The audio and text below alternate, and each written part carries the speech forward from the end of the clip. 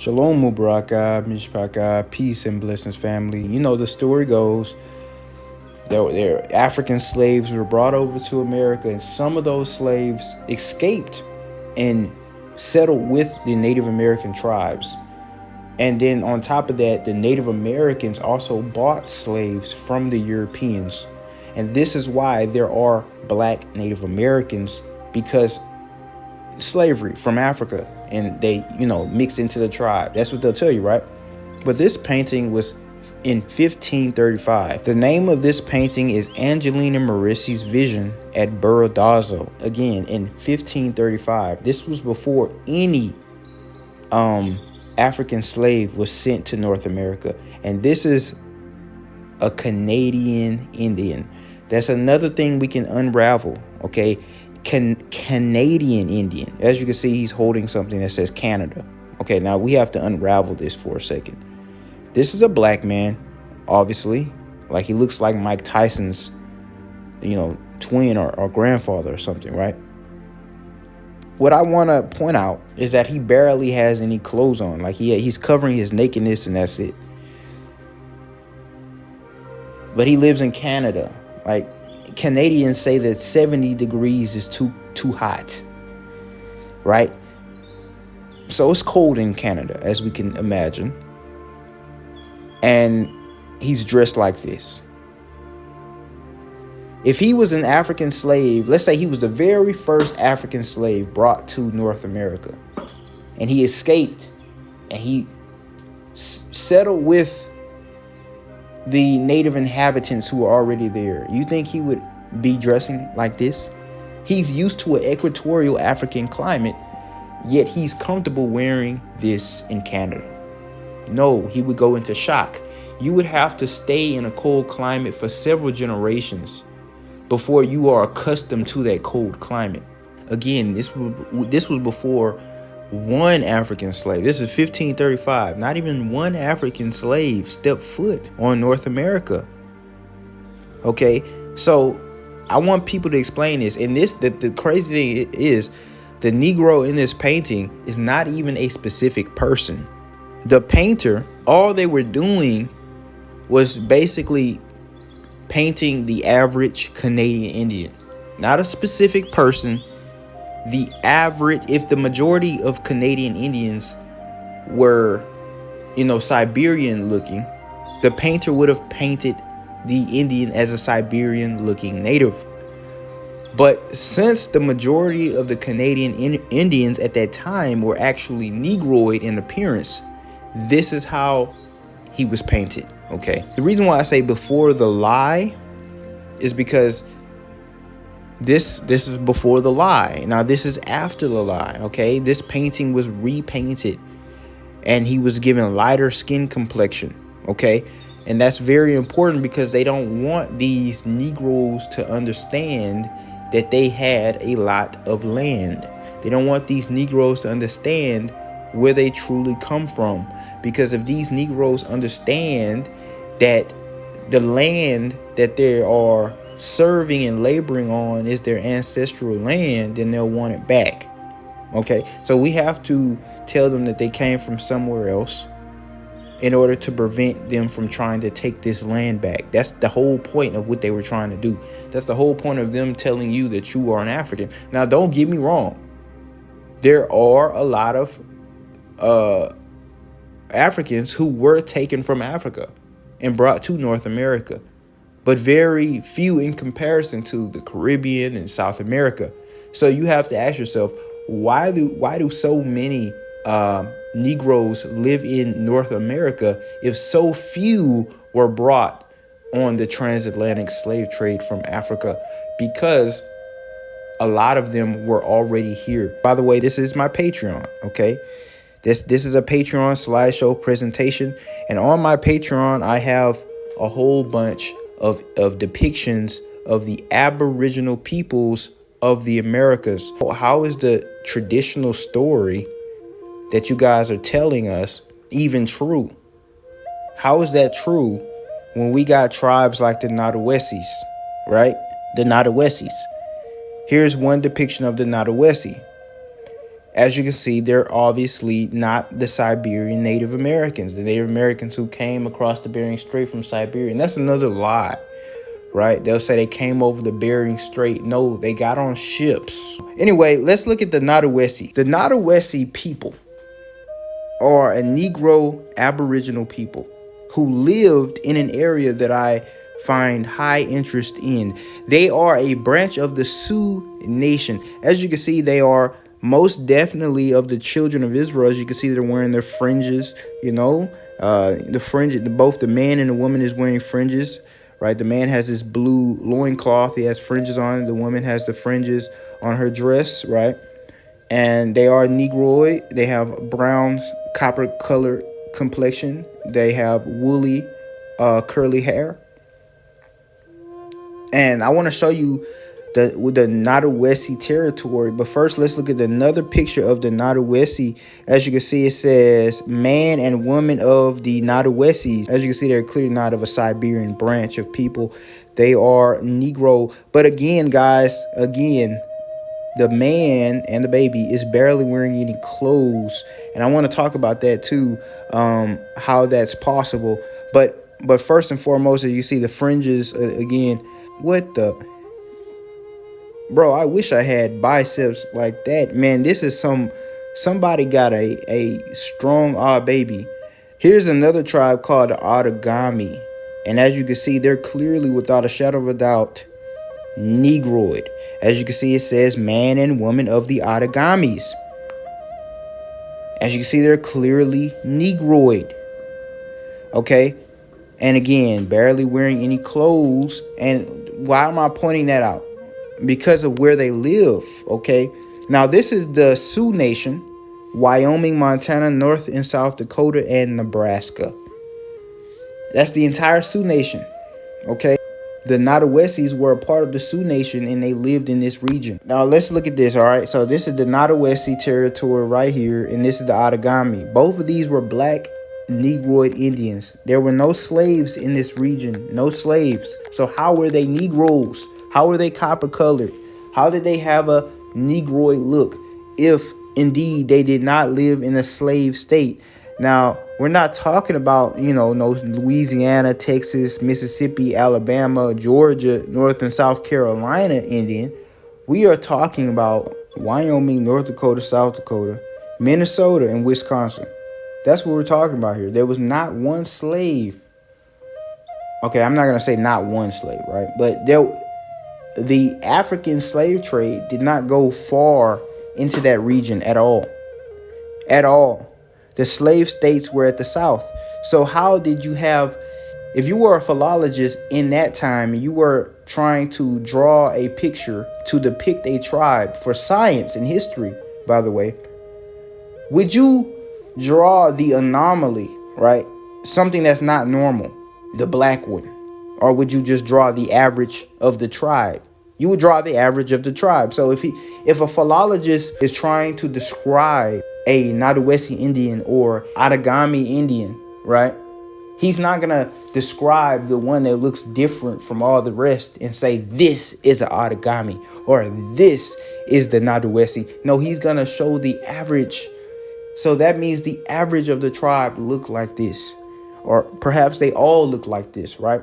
So to say that these were slaves from Africa and they were brought to this region and they're just a part of the tribe is utterly ridiculous, especially given the fact that they are dressed like this. You don't have a tribe from Africa. Like, it's like they're, okay, if their parents were Africans or if they were born in Africa and they escaped and they moved into this region, you think they'll be comfortable dressing like this already? They would have to have lived in that region for generations. That's what I'm telling you guys. They would have to have lived in that region for generations. It snows in this part. This is north, okay? So they are accustomed to the cold.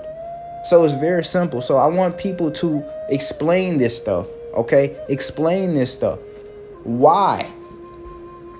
How? How are these people Negroid if the African slave trade did not enter into the regions where they live? Guys, we're talking about the northern North American Indians in this video. We're not talking about Notice I didn't mention any tribe that lives down here, because this is what I like to say. Oh well, the slaves from Africa. No, I was talking about the Canadians, and then I was talking about these two, and they're all Negroid. So I want people to really explain this. How did that happen? You can't explain it. There's nothing you can say now. You're defeated. Everybody who tries to sit up here and gaslight us continually, oh, there were no Negroid Indians. Explain all the historians, all the eyewitnesses, all the philologists, all the authors. Explain all the artifacts. Explain, oh my gosh, I can go on and on and on.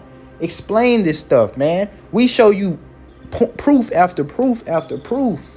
And you guys are going to say the same thing, these naysayers. And a lot of these pale-faced Indians, too. They will say, well, you guys are pretendians. You guys are this. Oh, black people can't accept who they truly are. Or they hate their African tradition. Or blah, blah, blah. They hate themselves. Those Africans in Africa who you guys are constantly telling us that we are, came from America. The Bantus, the Niger Congo, the Mande people, all those people, my next video, you're going to see it. I'm going to prove it to you that from a period of 700 BCE to 550 AD, there were waves of Native American Indians who populated Africa and invaded Africa and settled in Africa and multiplied abundantly in Africa. And so you want to sit up here and say, well, we're African. No, they're Americans. When you take a DNA test, it's going to say African. You know why? Because Africans have your DNA. So when they say, when you look at a DNA test and it says your DNA matches Nigerians 15%, it matches Senegalese 30% or something like that, right? That's because their DNA matches your DNA because, first of all, we're the same people, okay? We're the same people. North American Indians and West Africans are the same people. We are the children of Israel scattered.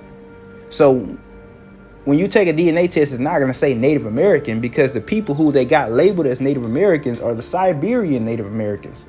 So your DNA is not going to say Native American, period, point blank. And if it does, it's talking about the Siberian Native American. So people get carried away with that DNA test stuff, right? Oh, I took a DNA test and it said I'm African. So I no longer believe in this indigenous American nonsense. There was somebody in the community, somebody known in the community, like I think it's somebody known. I don't want to put his name out there. Somebody well known in the Aboriginal American community, like up there with Dane Calloway almost, right? He took a DNA test. It said African. So he gave it all up. He said, I'm Pan-African now. I'm not believing this Native American. Come on, don't be ridiculous. The reason why your DNA matches their DNA, the reason why it's going to give you African countries is because your ancestors fled into African countries and populated that. Okay? So you got to understand race is not limited to geographical location. Ethnicity is not limited to geographical location. So that's some things I just want to point out here, guys. The children of Yasharal were scattered, primarily to Africa. At one point I said, guys, I said their Israelites are mostly in America. I was dead smack wrong, guys. Most Israelites live in Africa. That's a fact, okay? The remnant lives in America. The strong nation lives in Africa. And my next video, I'm gonna explain that. So I know a lot of things seem, weird that I'm saying right now. But yes, anyway, what I'm telling you is we originate in America. Most black Africans also originate in America. And I'm not talking about, Tower of Babel period. I'm talking about very recently. They migrated over there. They were Native American, feather-wearing Native American Indians who got on ships and went to Africa. We're talking about in the Muslim period, post-Mohammedan period, right? They migrated across the sea into Africa. So you guys need to look forward to my next video. I show an amazing amount of proof. Also shop JNR Nerves, and also check out my Patreon, guys. You guys gotta get this knowledge. You guys gotta get this knowledge, man. Shop JNR Nerves for your health.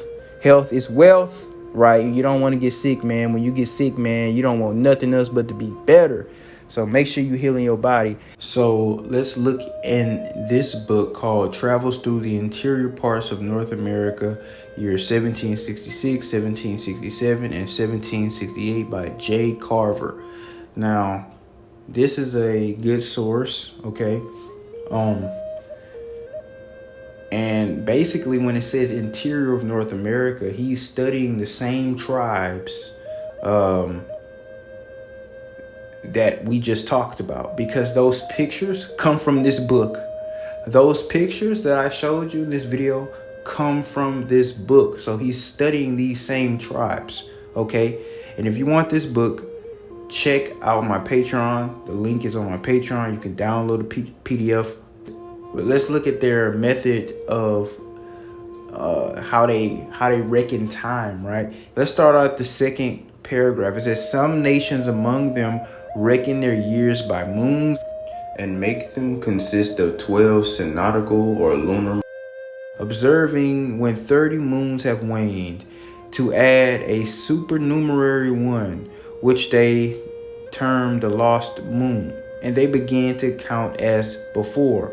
They pay a great regard in the first appearance of every moon. That's that waxing crescent, that slither to the right side of the moon, right? And on occasion always repeat some joyful sounds, stretching at the same time their hands towards it. All right, now notice that this is similar, not identical, but similar to what our ancestors did. All right, how they calculated everything, very similar.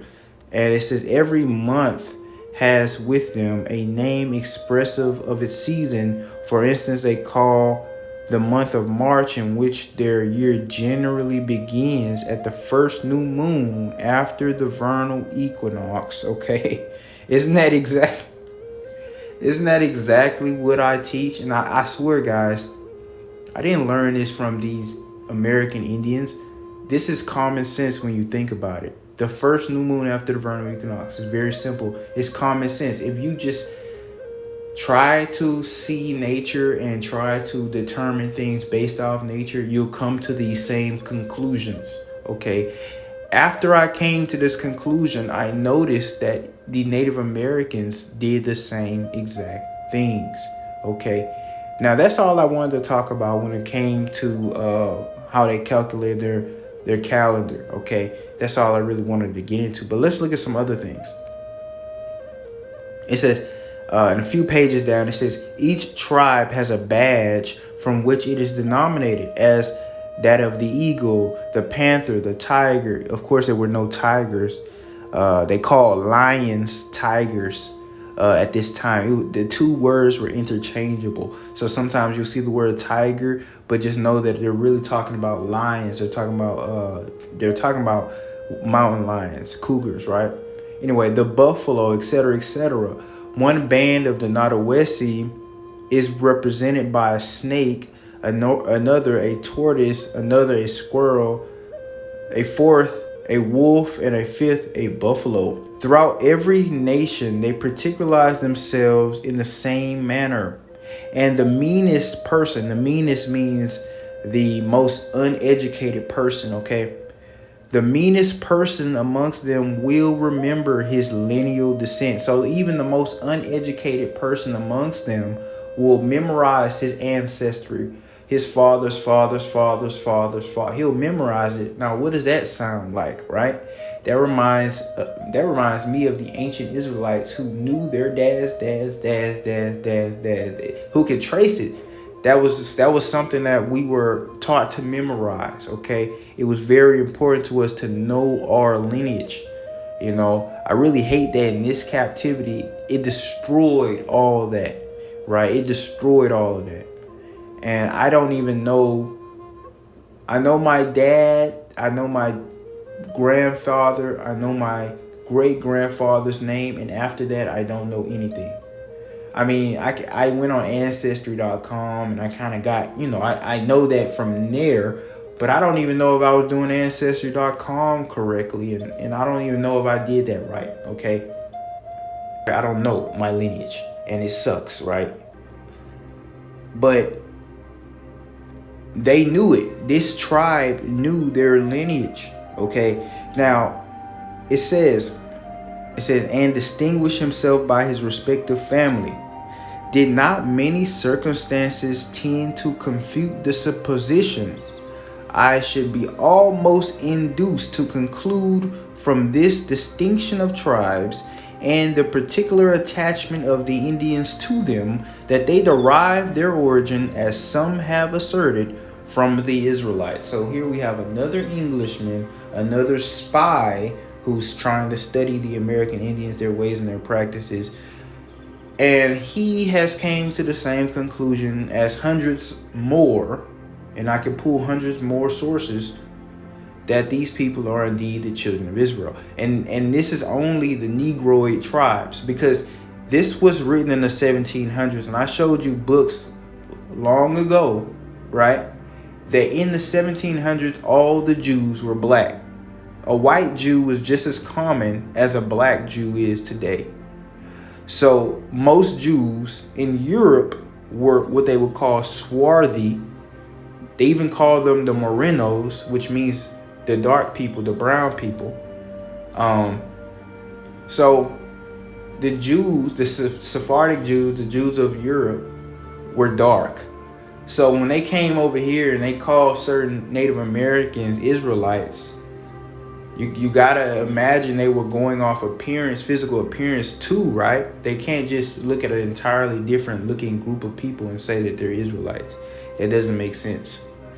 So they had to be going off physical appearance too, not just their practices, but if they look like a Jew, because in Europe, all the black people were either Jews or Muslims. So they knew they weren't Muslims, right? So if they, if they look like a Jew, that's another thing. These people were black folk. They were copper colored people. I'm trying not to say black, but they were copper colored people. See what I'm saying? So, like I said, if you want this book, the PDF is on my Patreon. And, PDF, many others are on there as well. So, Shalom, Mubaraka, Mishpaka.